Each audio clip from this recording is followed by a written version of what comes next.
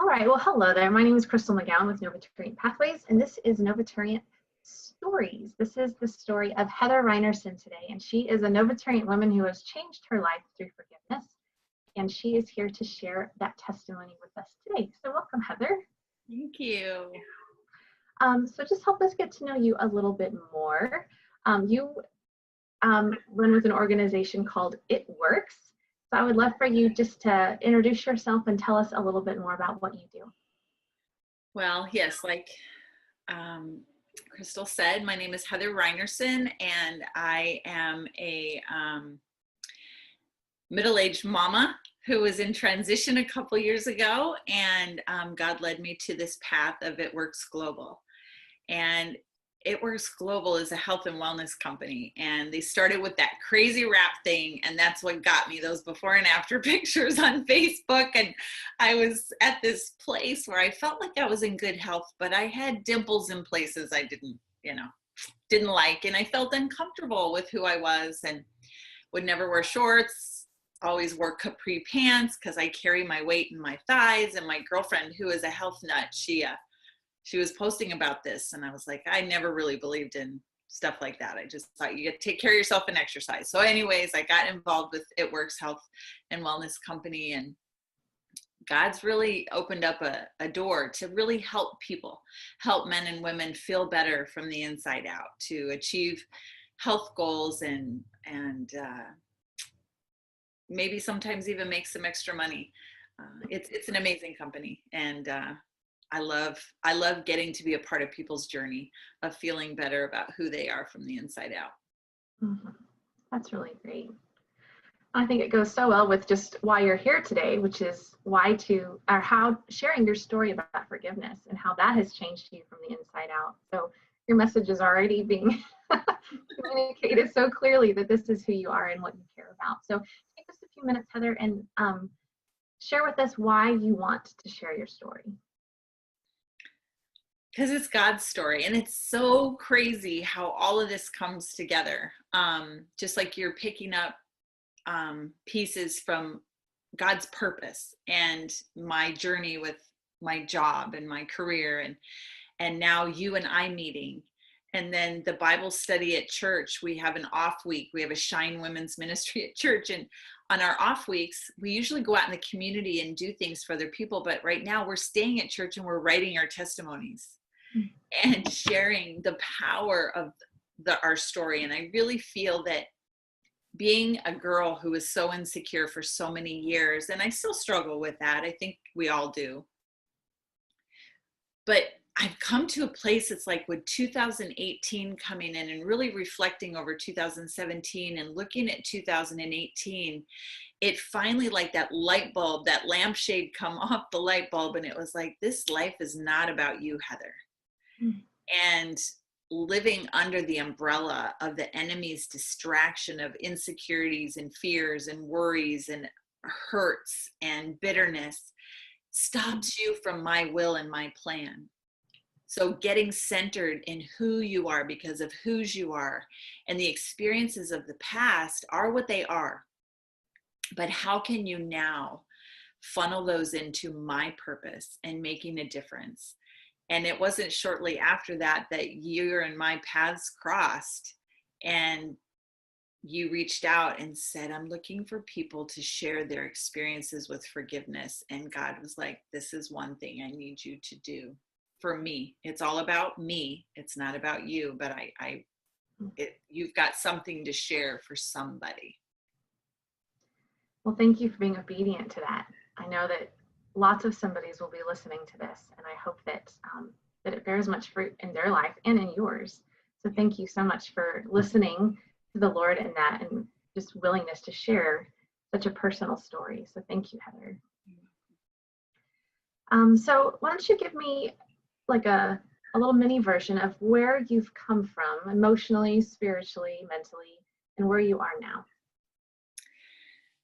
Well, my mom passed away when I was 15 months old, and that was definitely a stepping stone in a part of the foundation of my life. And as I grew up with my family, my dad's choice in living and my mom's family's choice in living, and me in the middle, not wanting, nobody on either side's wanting to put their children in the middle, but I was in the middle and I wanted to fit. And as I grew, even though you really see your parents as walking on water, as you grow, you see the more human side. And there was a lot of dysfunction and there was a lot of confusion. And I just remember just wanting to matter and just wanting to belong and wanting to be heard. And I grew up in the day and age of children are to be seen, not heard. And I would be told that a lot. And most of the time when I'm asking questions or when I'm feeling things aren't fair or fighting for something that I felt was needed in my life. And, growing up with that insecurity and then sometimes sleeping on the playground and not even really sleeping at home because of dysfunction and nobody even really knowing where I was at. And then going into teenage years, trying to navigate that, navigating boy-girl relationships, navigating studying, college, my purpose, who do I want to be? What type of a person do I want to be? So getting involved in the wrong crowds and yeah, it's quite a journey for sure. Mm-hmm. Absolutely. And so, what was the most difficult part of your forgiveness journey? I think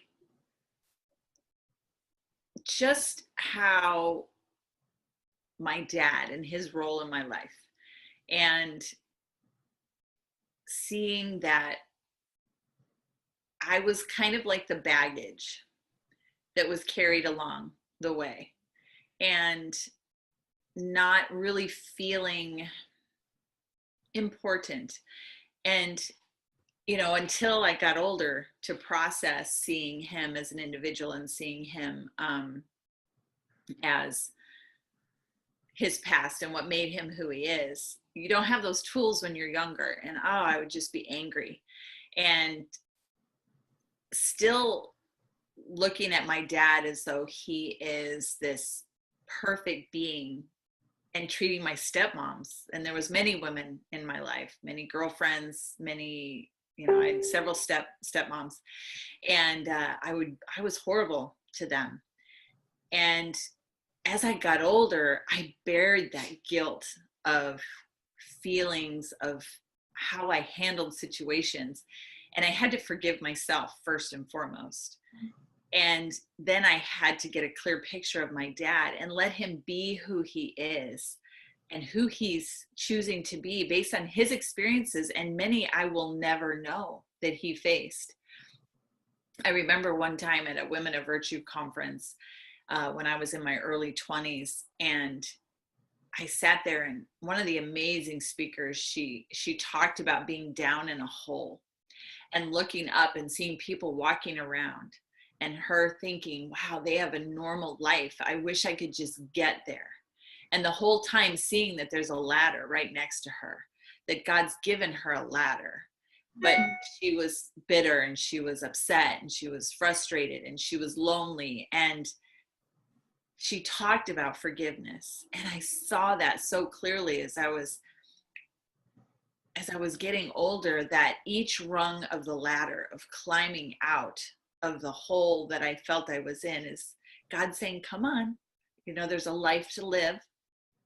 There's joy to be had. There's peace to be had.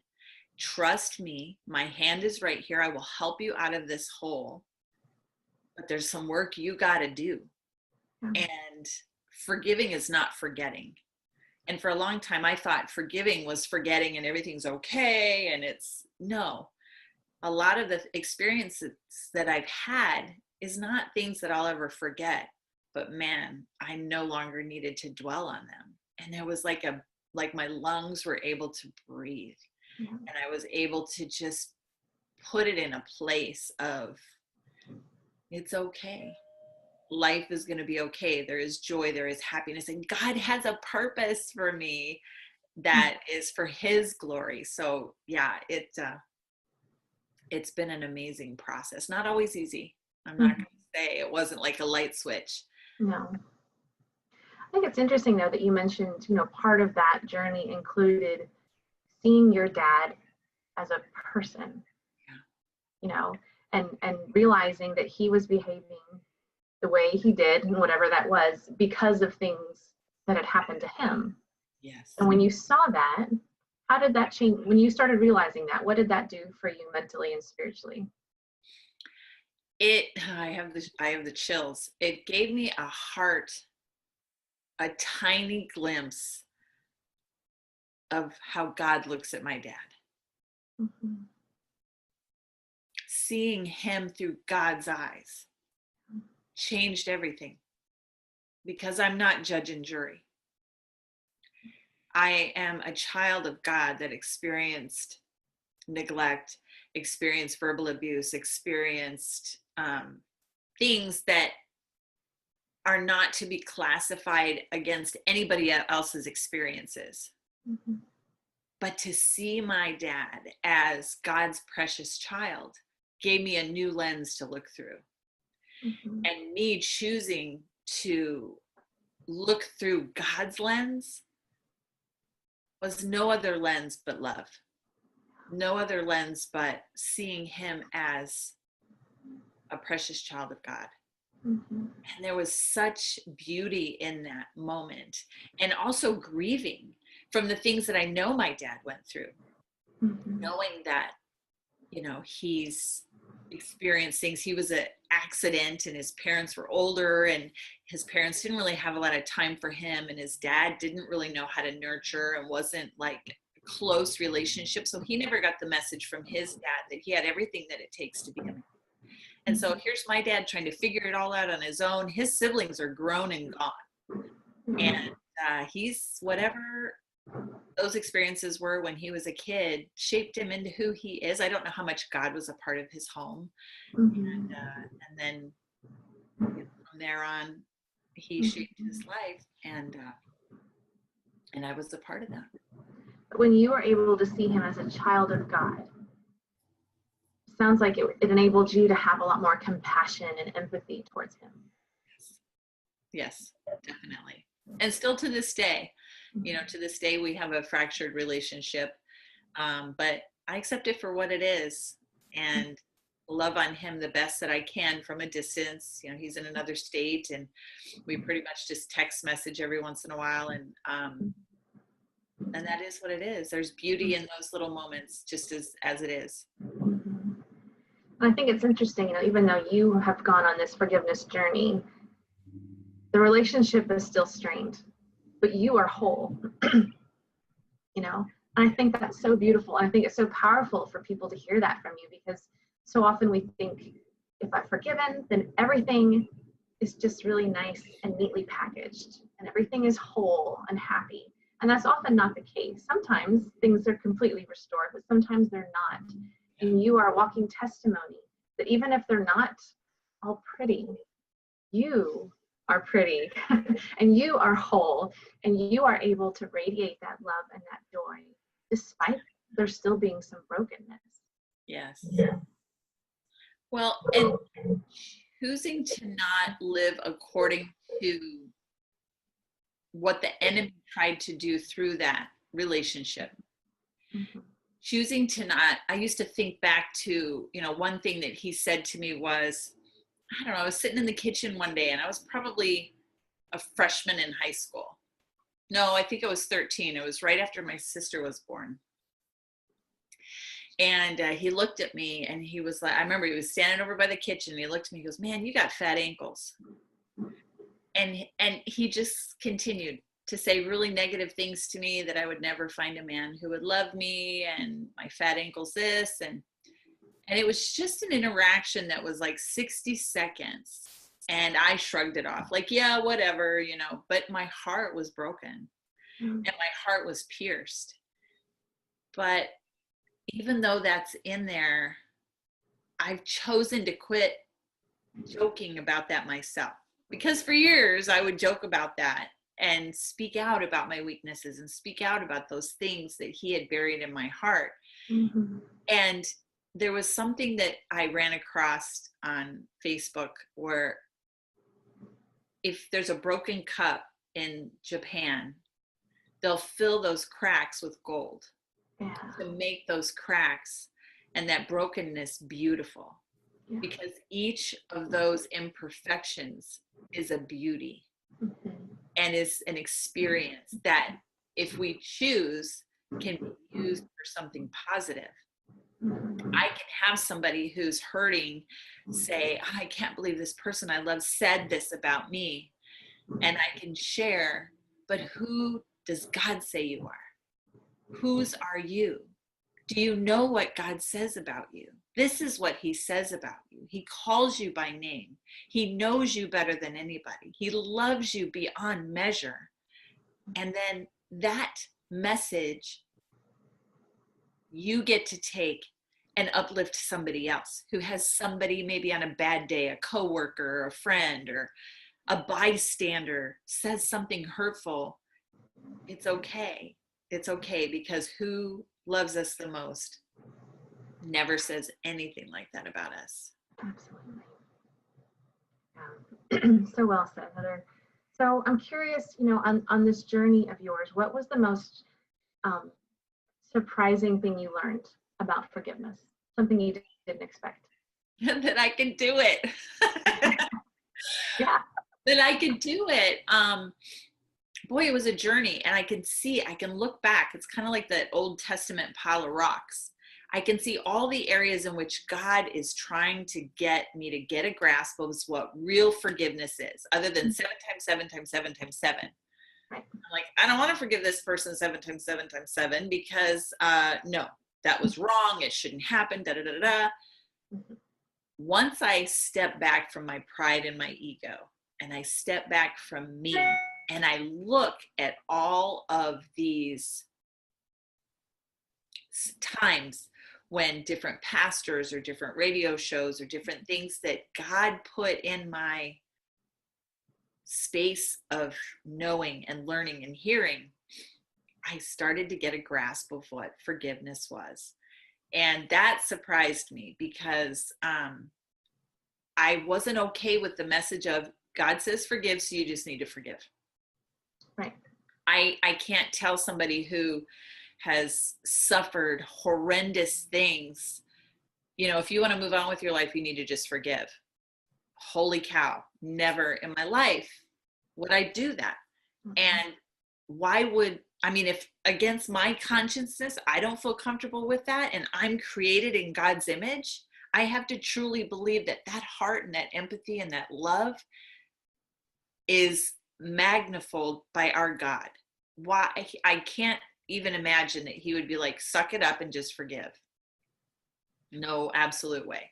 So that is what surprised me, is how God pursued me through my journey to make sure I had a clear understanding of what forgiveness was. But without that said, that sounds like I got spoon-fed that. No, I chose to go to church. I chose to read the word. I chose to stop and listen to that radio program. I still remember one radio program. I was a single mom. No, I was still married with my kids at home. They were little, running daycare. And I turned on a Christian radio program in Tucson, Arizona. And this person was talking about forgiveness. And they were talking about how so many people who are in such severe trauma are told to just forgive, and they get even more lost. They get even more hopeless. They get even more in danger of hurting themselves, because they're feeling like they have to do something that they're physically not able to do. And I remember thinking, I really want to get a good godly grasp on forgiveness, because from that show, I knew there was something different. And that little bit helped me with so many other things, not just my relationship with my dad, but it's just very surprising and amazing how God works if you're looking and you're wanting. And sometimes you don't notice right away, but it's like, oh, that's what's happening. I think it's so smart too that, we Forgiveness is not just a decision that we just throw out there.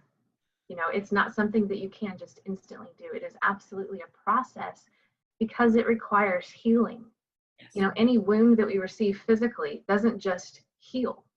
Like there's a time to it, there's a process, there's a way to do it correctly, but there's a way to do it that's more damaging. And the same thing goes for our hearts and minds, which is what you were just talking about, that it is a healing process. Yes. And that through that we understand the heart of the Father more.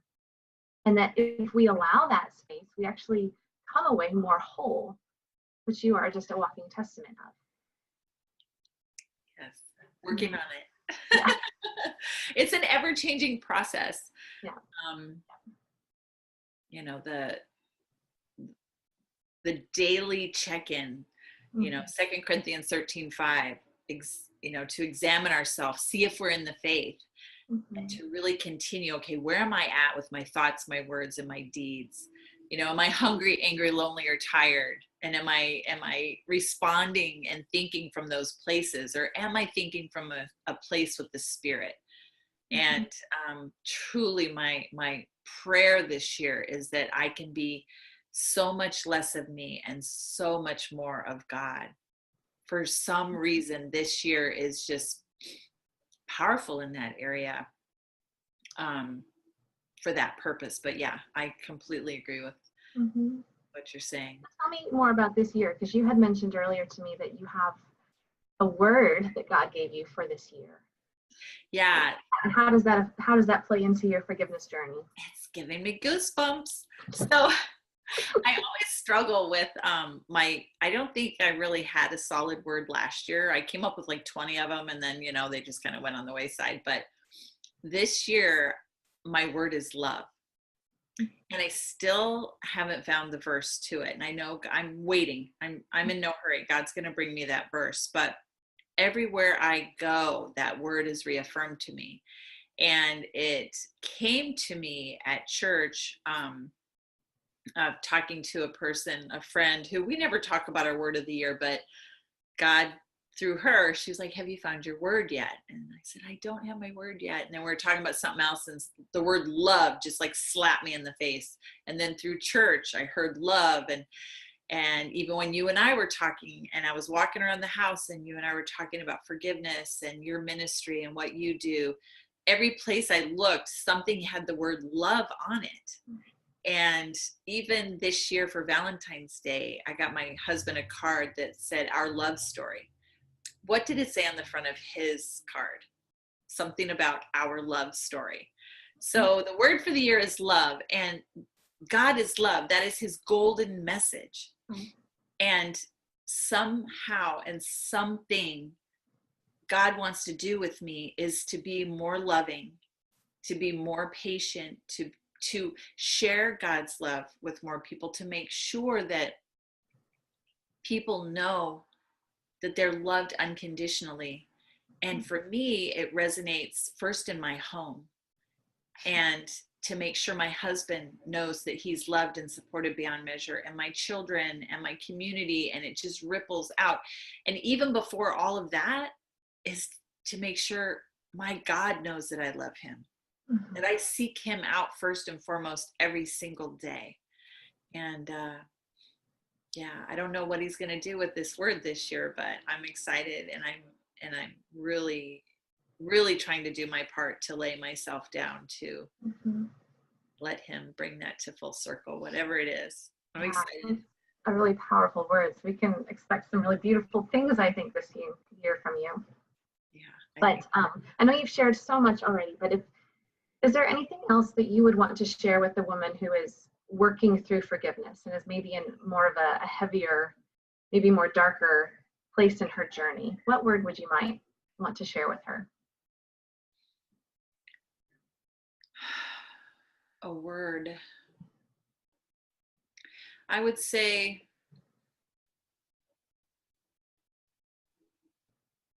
believe. Believe in that life that you desire. Believe in the lightness coming back on your shoulders. Believe in a full night's sleep. Believe in feeling safe. Believe in feeling that you matter. Believe in the fact that you are known, that you are here for a reason, and you're loved by a God that loves you beyond measure and knows you better than anybody on this earth. Yeah. And even if you're not at a place to clearly see and know God for who he is because of whomever or whatever has hurt you and imprisoned your mind, that if you could just believe in the possibility of God being something completely different than what you've ever experienced. Mm-hmm. And in that belief is a crack to hope. And then it gets bigger and it gets bigger. And then the doors open to you fully seeing and knowing a love like you've never experienced before. And believing in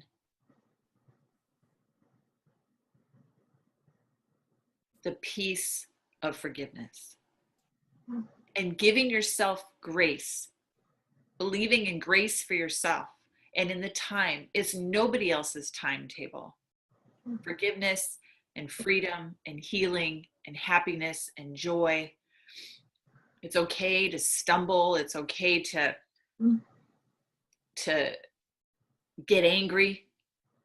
It's okay to punch a pillow, whatever, to give you peace in that moment. Just believe in the process and believe that you are never, ever alone. You never were, you never are, and you never will be, because you have a God Almighty that is your warrior, that will never leave your side and is with you every step of the way. So my word is believe. Well, amen to that, Heather. That was just really, really powerful. I'm so thankful that you shared your story so vulnerably and just with so much wisdom. So thank you so much for sharing today. It's an honor. Thank you. Thank you. Yeah. So I will connect everyone with Heather, and if you'd like to talk to her more, I'm sure that she would love to speak with you or even pray with you. If you want to know more about her company, I'm sure she'd be happy to share that with you too. So Heather, thank you again, and may you be blessed as you continue on this journey of love. And just thank you so much. Thank you. You're welcome.